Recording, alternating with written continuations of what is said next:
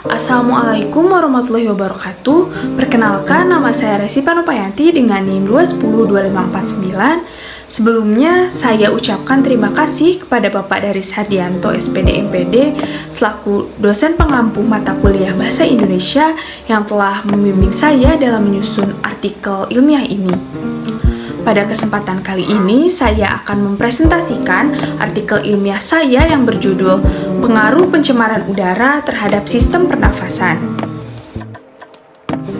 Meningkatnya aktivitas dalam bidang ekonomi serta terjadinya urbanisasi baik di perkotaan maupun di pedesaan berdampak besar pada penggunaan konsumsi energi. Misalnya seperti kebutuhan bahan bakar sebagai pembangkit tenaga listrik, industri, serta transportasi. Sisa dari pembakaran bahan bakar tersebut menjadi faktor utama bagi pencemaran di udara.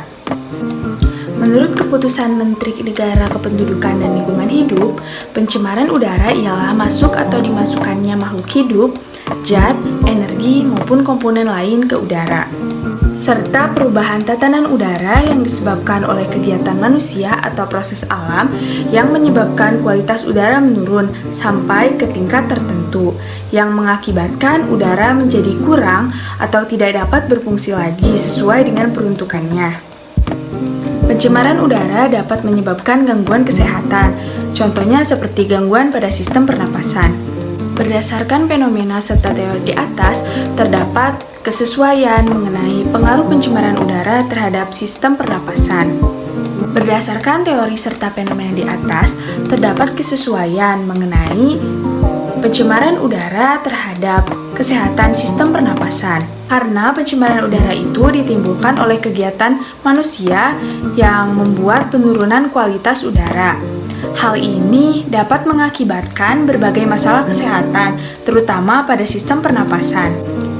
Berbeda dengan penelitian-penelitian sebelumnya, penelitian ini bertujuan untuk mengetahui dampak pencemaran udara terhadap sistem pernapasan, khususnya pencemaran udara yang mengakibatkan sesak napas maupun penyakit asma. Diharapkan penelitian ini mampu menjawab beberapa pertanyaan, di antaranya yaitu seberapa seringkah masyarakat merasakan sesak nafas saat berkendara maupun beraktivitas di luar ruangan. Yang kedua yaitu jenis pencemaran udara apa saja yang mengakibatkan sesak nafas, dan yang terakhir yaitu solusi apa yang dapat ditawarkan untuk menurunkan pencemaran udara.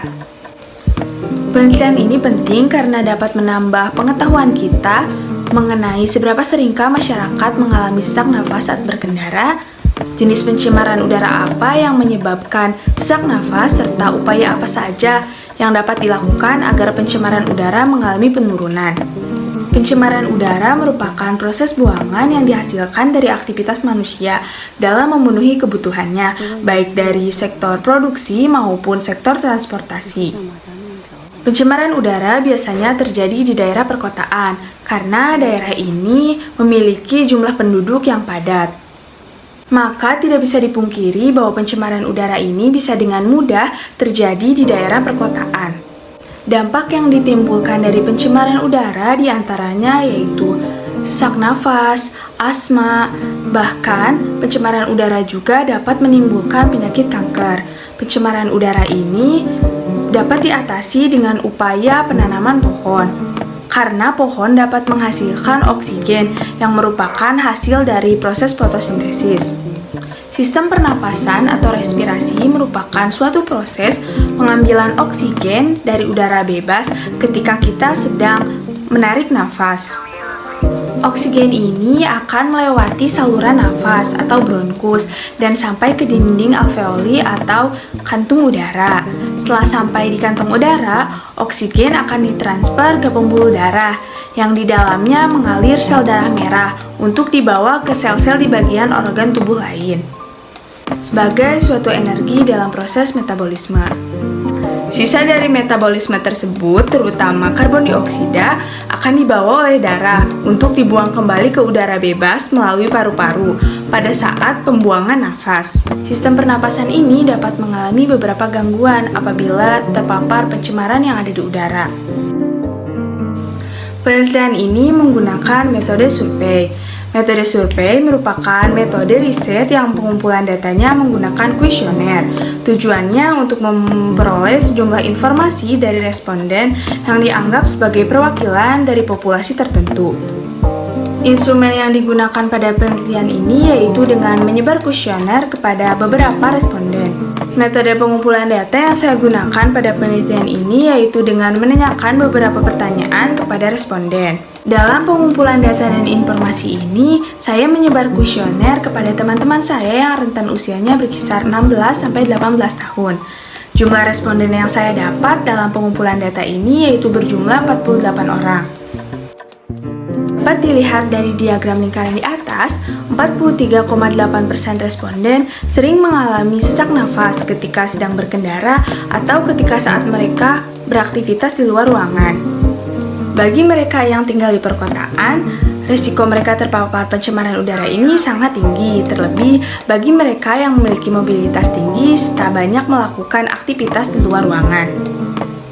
Ketika saat kita berkendara atau beraktivitas di luar ruangan, udara yang kita hirup bukan hanya oksigen semata, namun karbon dioksida juga ikut terhirup. Biasanya karbon dioksida ini berasal dari hasil gas emisi buangan kendaraan bermotor. Jika kita menghirup udara yang telah tercemar oleh emisi gas dari kendaraan bermotor ini, biasanya kita akan mengalami gejala-gejala seperti bersin-bersin, hidung serta mata berair, dan menimbulkan rasa sesak nafas. Data penelitian yang diperoleh dengan teori yang ada sudah sesuai. Dapat dilihat dari diagram tadi, 43,8% responden sering mengalami sesak nafas ketika mereka sedang berkendara atau melakukan aktivitas di luar ruangan. Hal ini didukung dengan teori yang ada. Pasalnya dalam teori tersebut dikatakan bahwa masyarakat yang sering melakukan kegiatan di luar ruangan beresiko terjangkit berbagai macam penyakit. Biasanya gejala yang sering timbul yaitu bersin-bersin, hidung dan mata berair, serta dapat juga mengalami sesak nafas. Dari hasil pengumpulan data yang saya sebar melalui Google Form mengenai pertanyaan jenis pencemaran udara seperti apa yang dapat menyebabkan sesak nafas maupun asma, rata-rata responden memberikan jawaban bahwa pencemaran udara yang mengakibatkan sesak nafas yaitu pencemaran udara yang berasal dari asap kendaraan, baik itu kendaraan roda 2 maupun kendaraan roda 4. Dari beberapa faktor penyebab pencemaran udara yang ada, terbukti bahwa emisi dari kendaraan merupakan penyumbang tertinggi pencemaran udara, yakni sekitar 85%. Hal tersebut nampak jelas mengingat sebagian besar kendaraan bermotor menghasilkan emisi gas. Emisi gas ini terjadi karena adanya proses pembakaran yang tidak sempurna.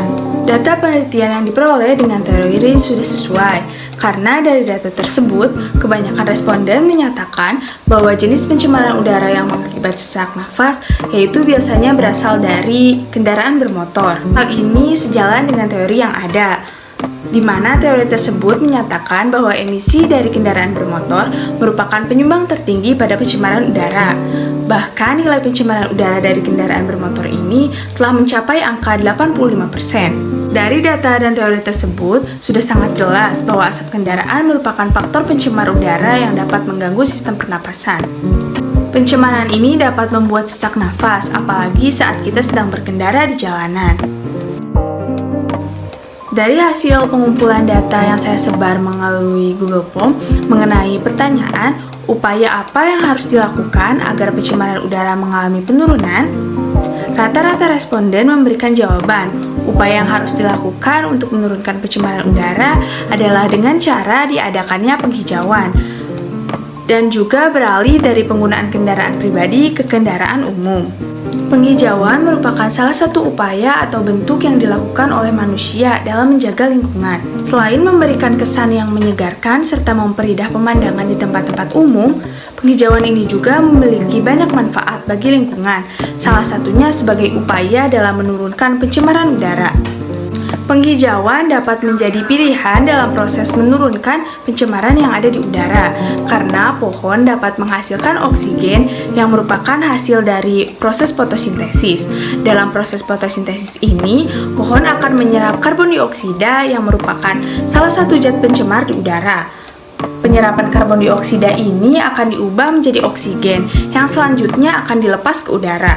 Upaya yang dapat diambil untuk menurunkan pencemaran udara juga bisa dengan cara membatasi penggunaan kendaraan pribadi, lalu mengalihkannya kepada penggunaan transportasi umum. Data penelitian yang diperoleh dengan teori sudah sesuai, karena dari data tersebut, kebanyakan responden menyatakan bahwa penghijauan serta pengurangan kendaraan bermotor bisa menjadi upaya dalam hal menurunkan pencemaran udara. Hal ini didukung oleh teori yang ada, di mana dalam teori tersebut telah disinggung bahwa penghijauan yang dilakukan dengan penanaman pohon memiliki manfaat yang baik bagi lingkungan. Salah satunya yaitu sebagai upaya dalam menurunkan pencemaran udara. Karena pohon mampu menghasilkan oksigen serta mampu menyerap karbon dioksida yang biasanya merupakan zat pencemar yang ada di udara. Jenis pencemaran yang dapat mengakibatkan sesak nafas yaitu pencemaran udara yang berasal dari buangan emisi gas kendaraan bermotor yang merupakan penyumbang tertinggi pada pencemaran udara. Solusi yang ditawarkan sebagai upaya menurunkan pencemaran udara yaitu dengan cara melakukan penghijauan dengan menanam pepohonan. Cukup sekian penyampaian artikel ilmiah saya. Mohon maaf apabila banyak kesalahan. Wassalamualaikum warahmatullahi wabarakatuh.